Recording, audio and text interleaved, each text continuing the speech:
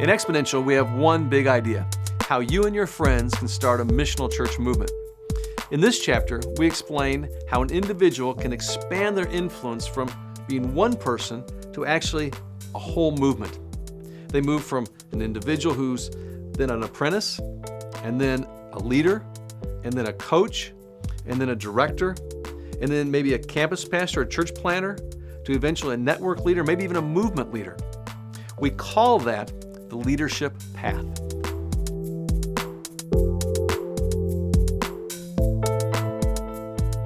It was about 15 years ago when my wife Janet and I moved back to Chicago from Atlanta, Georgia.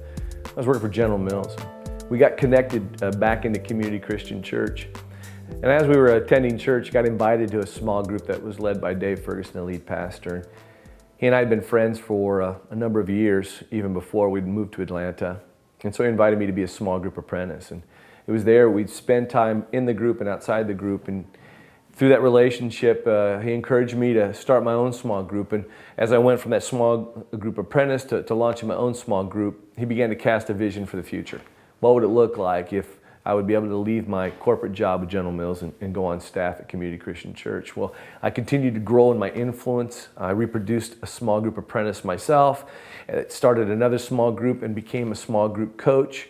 At that point in time, when David asked me if I would leave my job, I was lots of reservations, but prayed through it with my wife Janet and ultimately came to the point where if we didn't take this risk to leave my corporate job to go into vocational ministry, we would always wonder, what if?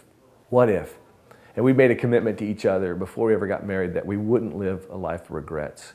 And so the decision became apparent. Not easy, but clear. And so we began to come on staff as the pastor of administration and involvement at Community Christian Church, and still investing in other leaders in a variety of ministry, both with facilities and finances and first impressions. And then was able to, as we made preparations to launch the second location of Community Christian Church in Romeoville, Illinois, to take on the role of campus pastor. And as I took on that role of campus pastor, I ended up with a small groups director who was my apprentice campus pastor, and poured into him, and he became very competent and capable, and it became apparent that I needed to step out to allow him to expand his leadership influence. At the same point in time as he was stepping into that role, a number of our staff over the course of a couple years were being sent out of Community Christian Church to start new churches in places like Denver, Colorado, and New York, and Boston, and Detroit, Michigan. And that began to kind of move in my heart, kind of this desire, is that something I'm supposed to do? Am I supposed to start a church?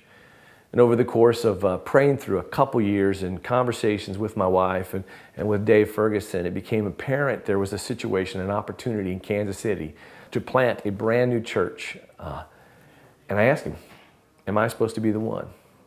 And it became very apparent, very clear that God said yes.